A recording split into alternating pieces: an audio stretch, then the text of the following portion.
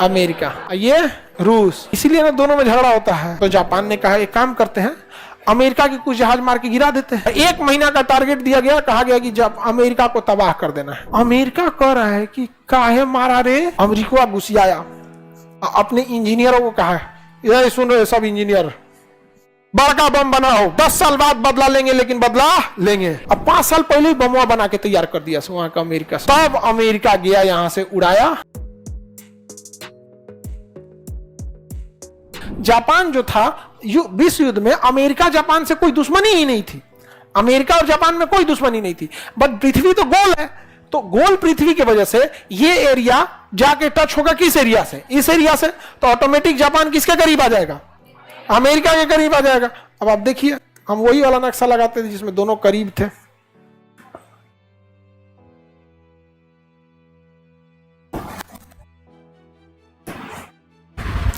ये नक्शा देखिए,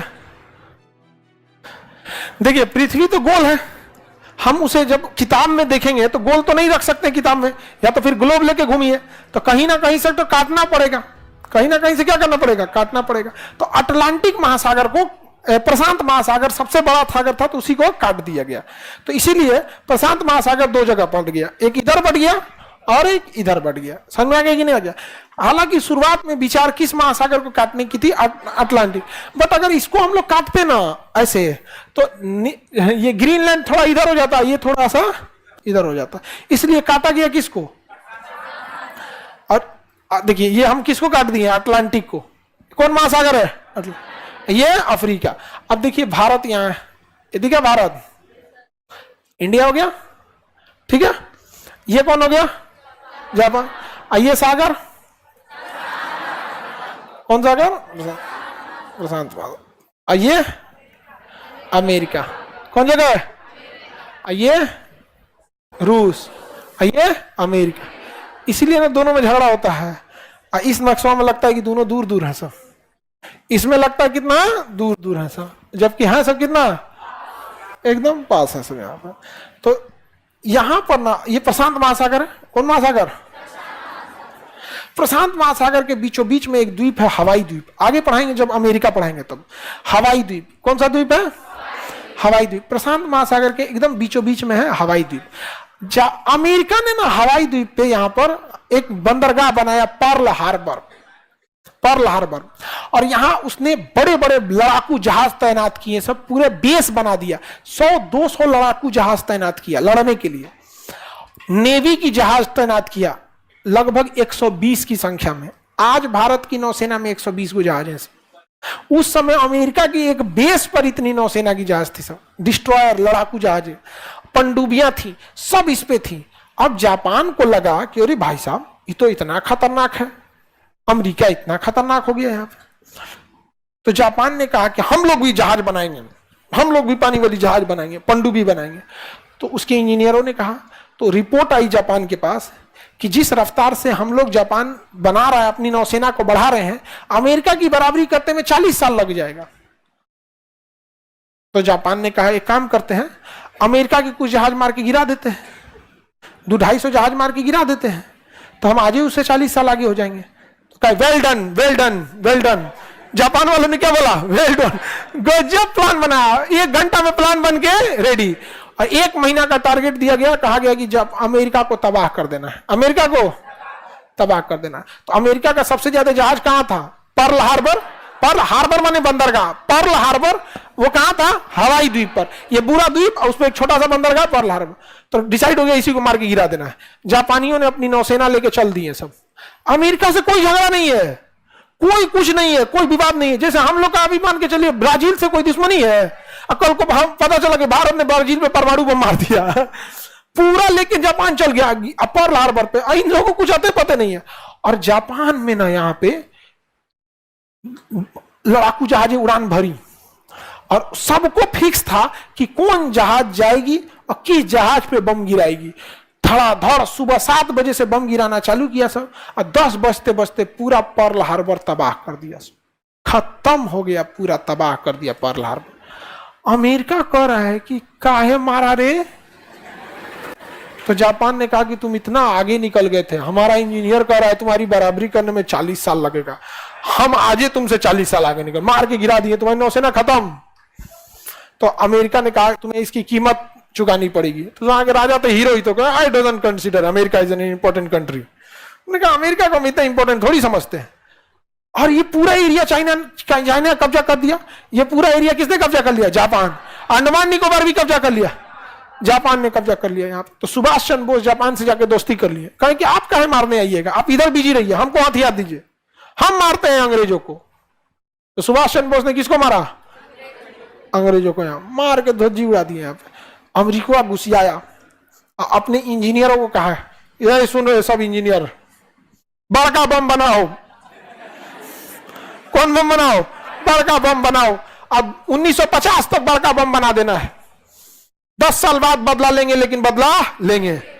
तो ऑपरेशन ट्रिनिटी चलाया गया और ओपेनहाइमर मूवी बनी है, ओपेनहाइमर। अब 5 साल पहले ही बमवा बना के तैयार कर दिया वहां का अमेरिका से। परमाणु बम 1945 में बना के रेडी कर दिया सर। तब अमेरिका गया, यहां से उड़ाया जहाज अपना, क्रॉस करके कहां पहुंचा? जापान पे। गिराया एगो हिरोशिमा नागासाकी। कहा कि जापान अब बताओ कै साल आगे, बताओ कै साल आगे। समझ आ रहा है कि नहीं आ रहा है? जापान कम खतरनाक थे सही जापान वाले, हाँ बहुत ज्यादा खतरनाक। जापान, चाइना, ये सब हालांकि भारत के लिए अच्छा है तो अच्छा है, भारत के लिए खराब है तो खराब है। इंटरनेशनल लेवल में हम इंडिविजुअल का क्या ही मतलब बनता है। हम देश के लिए अच्छा है तो सही है, देश के लिए खराब हो तो खराब हो। एक समय था हमारी अमेरिका से दुश्मनी थी, आज दोस्ती है, कल फिर दुश्मनी होगी, बिल्कुल होगी। याद रखिएगा, चाइना तबाह होगा 2035 तक। 2035 तक। रीजन क्या है? चाइना की इकोनॉमी टिकी है दिमाग पे नहीं, फैक्ट्रीज पे। अब भारत की इकोनॉमी टिकी है दिमाग पे। हमारे यहाँ फैक्ट्री कौन सी है? सब दिमाग से चला रहा है। कोई सॉफ्टवेयर बना रहा है, कोई जैसे हम लोग पढ़ा रहे हैं, लोग नहीं समझ, इंजीनियर, सॉफ्टवेयर इंजीनियर प्रोग्राम बना रहा है। हमारे यहाँ कोई कारखाना और खाना, उसकी इकोनॉमी टिकी किसके? कारखाने पे। हमारे यहाँ भी कारखाना लग सकता है, दिमाग चेंज होगा क्या? और हमारे देश के लोग इंग्लिश बोलने में काफी इजीली होते हैं, किसी जगह पे एडजस्ट हो जाते हैं। खाना पीना हमारे साथ किसी को कोई ऐतराज नहीं होता है। चाइनीज सबके साथ बोलते हैं तो क्या समझ में नहीं आता है, खाते हैं तो क्या आदमी को डर लगता है, यार किसी दिन मेरी तबीयत खराब रही तो कोई हम ही को निपटा दिया सब, तो बहुत दिक्कत होता है। यहाँ पे खा जाएंगे सब, क्या पता वहां पे जिंदा केकड़ा खाते हैं सब, जिंदा। चाइना का कल्चर है, वहां जिंदा चीजें खाई जाती हैं। यहाँ पे चूहा का बच्चा जो होता है ना, टोमेटो सॉस में लगा के जिंदा खाता है सब। ऑक्टोपसवा जिंदा खाता है सब। अरे मत पूछिएगा, हमारा एक दोस्त, उसका ब्याह चाइना में हो गया, मतलब वो चाइना में ही सेटल हो गया। पहले उसके पिताजी नेपाल में सेटल थे, लेदर का बिजनेस था, वो बिजनेस को और बढ़ाया, चाइना गया, धीरे धीरे चाइना में सेटल हो गया। उसकी पत्नी खाती है यही सब, ये नहीं खाता है। ये तरीका कितना खराब लगेगा। ये जब पहला बार ससुराल गया था ना, तो बिलार भूज के दिया था सब, और उसका मुंहवा नहीं भीजा था सब। वहां का कल्चर था कि पूरा शरीर भेज देगा सब तेल में, अब मुंहवा नहीं भेजेगा सब। तेल लगे के मुंहवा पकड़ के झान देगा सब, निकाल के प्लेट में, मुंहवा नहीं भूजेगा सब। वहां भी देखिएगा ना, पूरा ना ये मगरमच्छ भूज देगा सब, अब मुंहवा नहीं भूजेगा सब। तो वहां का इस टाइप का कल्चर है वहां पे। तो दामाद की इज्जत में बिलार भूज के परेशान रहता है खान पीन को लेकर।